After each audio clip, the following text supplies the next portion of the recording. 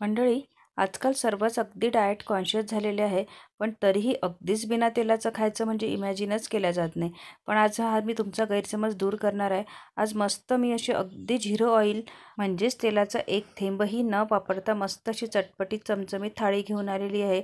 पालक पनीर, छान इथे कडधान्याची उसळ आलेली आहे, मुगाची उसळ घेऊन आलेली आहे. त्यानंतर रायता आहे, जिरा राईस आहे आणि छान असा बिना तेलाचा फुलका. आणि व्हिडिओ अगदी शेवटपर्यंत पहा. मी मध्ये काही टिप्ससुद्धा सांगितलेले आहे, म्हणजेच तुमचासुद्धा बिना तेलाचा स्वयंपाक बिघडणार नाही. चला, सर्वात पहिला पदार्थ आपण करूया. इथे मोड आलेल्या मुगाची उसळ.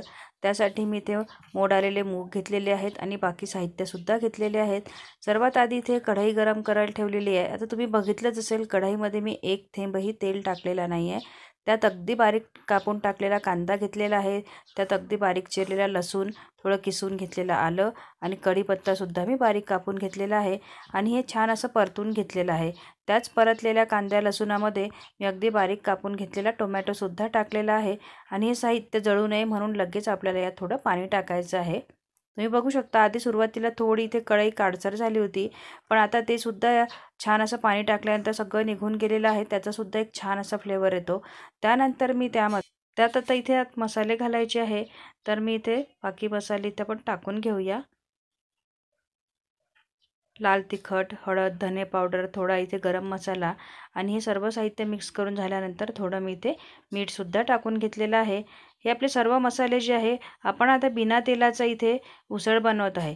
त्यासाठी आपल्याला कुठल्याही मसाल्याचा किंवा कांद्या लसूणाचा कच्चेपणा जाणवायला नको. त्यामुळे आपण हे सर्व साहित्य अगदी व्यवस्थित भाजून घ्यायचं, म्हणजे आपल्याला त्याचा कच्चटपणा असा जाणवणार नाही खाताना. त्यानंतर मी इथे मोड आलेले मूग टाकून घेतलेले आहे. या मुगाच्या उसळला मी फार असा रस्सा करणार नाही आहे, थोडी इथे कोरडीच ठेवणार आहे.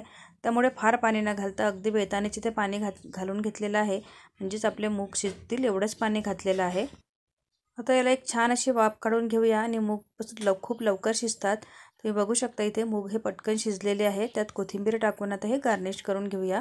म्हणजे जिथे मोड आलेल्या मुगाची उसळ आपली झटपट तयार आहे, तेही अगदी बिना तेलाची आणि खरंच चव खूप अप्रतिम झाली होती. तुम्हीसुद्धा डाएट करत असाल तर नक्की एकदा अशी रेसिपी ट्राय करून बघा. चला तर आता आपण दुसरा पदार्थ तयार करायला घेऊया, ते म्हणजे पालक पनीर. त्यासाठी मी एका पातेल्यात इथे घेतलेलं आहे पाणी. त्यामध्ये अगदी थोडं मीठ घालून पाणी आपल्याला गरम करून घ्यायचं आहे. स्वच्छ धुतलेला पालक जो आहे, तो आपल्याला यामध्ये गरम पाण्यामध्ये टाकून घ्यायचा आहे. एक लक्षात ठेवायचं किंवा ही महत्त्वाची टिपसुद्धा आहे, पालक जो आहे तो आपल्याला उकळताना किंवा अगदीच पाणी गरम झाल्यानंतरच आपल्याला पालक त्यामध्ये टाकून घ्यायचा आहे. थंड पाण्यामध्ये पालक उकळायला ठेवायचं नाही आहे. आणि अगदी पालक इथे नरम झाला की लगेच आपल्याला थंड पाण्यामध्ये, अगदी बर्फाच्या पाण्यामध्ये हा पालक टाकून घ्यायचा आहे. इथे दुसरी महत्त्वाची टीप अशी की पालक हा बर्फाच्या पाण्यात टाकून घेतल्यामुळे त्याचा रंग जो आहे तो जशाचा तसाच राहतो, अगदी हिरवा राहतो. पालक आता इथे थोडा थंड होतो आहे, तोपर्यंत आपण याचा मसाला तयार करून घेऊया. इथे 3 ते 4 मी हिरव्या मिरच्या घेतलेल्या आहे. त्यानंतर थोडी काळी मिरी घेतलेली आहे. एक मोठी वेलची घेतलेली आहे, तीसुद्धा मी सोलून घेतलेली आहे. 2 हिरव्या वेलच्या त्यासुद्धा सोलून घेतलेल्या आहे आणि एक छोटासा इथे चक्री फुलाचा तुकडा घेतलेला आहे. त्यानंतर त्यामध्ये थोडं आल्याचे तुकडे टाकलेले आहे. बारीक कापून घेतलेला लसूण टाकलेला आहे. धुवून घेतलेली कढीपत्त्याची पानंसुद्धा टाकूया आणि कोथिंबिरीची अगदी कोवळ्या काड्या होत्या, त्यासुद्धा मी इथे घेतलेल्या आहेत. म्हणजे देठं जी आपण म्हणू शकतो, ती देठंसुद्धा घेतलेली आहे. हे सर्व साहित्य आपल्याला अगदी बिना तेलाचं इथे भाजून घ्यायचं आहे. त्यात थोडं जिरं आणि अगदी थोडी अर्धा चमचा इथे बडीशेप टाकून घेतलेली आहे.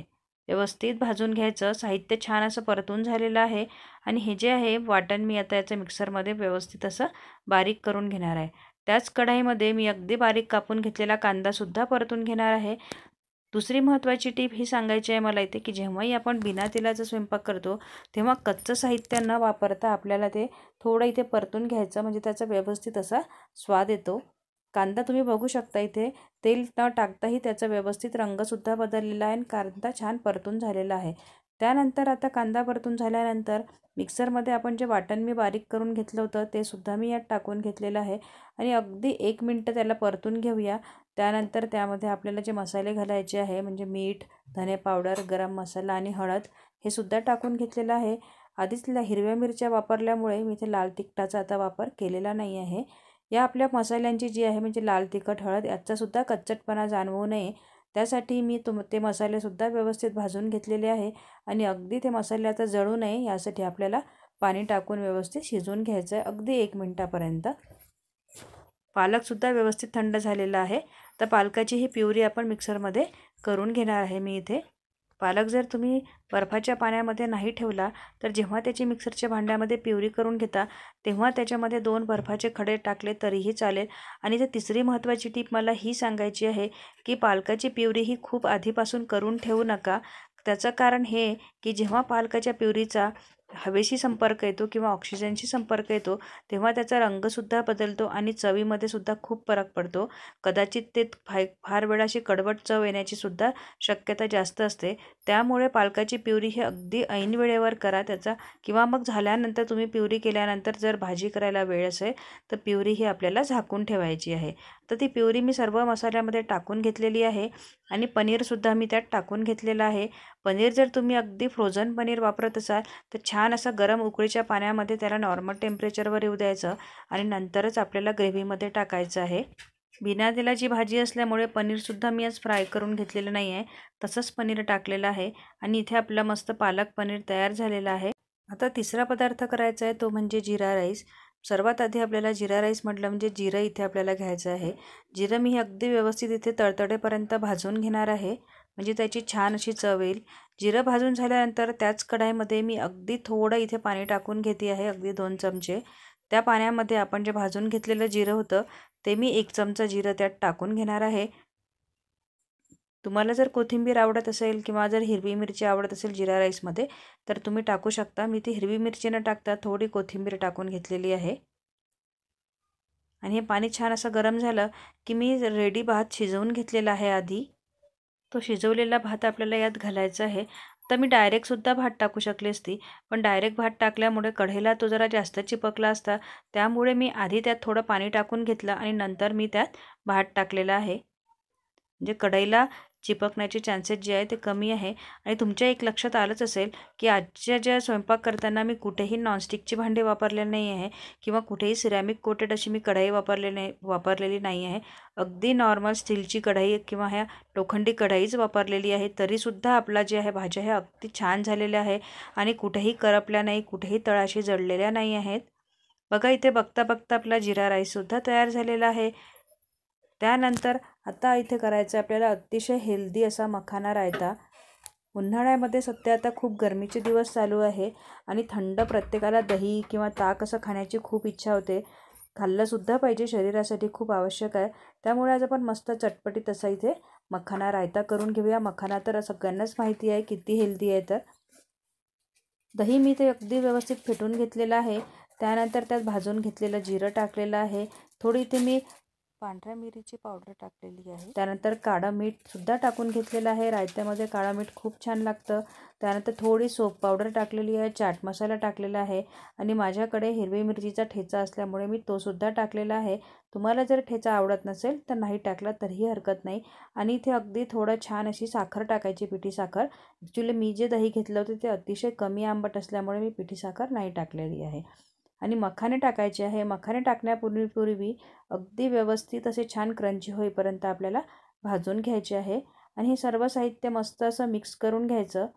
तुम्हाला जर आवडत असेल तर तुम्ही या डाळिंबाचे दाणेसुद्धा घालू शकता. मी सुद्धा घातलेले आहे. नसेल आवडत तर अगदीच ऑप्शनल आहे. आणि छान असं हेल्दी आपला मखाना रायता तयार आहे. तुम्हाला जर माझी आजची थाळी खरंच मनापासून खूप आवडली असेल तर तुम्ही तुमच्या जास्तीत जास्त फ्रेंड्समध्ये किंवा तुमचे व्हॉट्सअपचे जर ग्रुप असेल जास्तीत जास्त लोकांपर्यंत शेअर करा.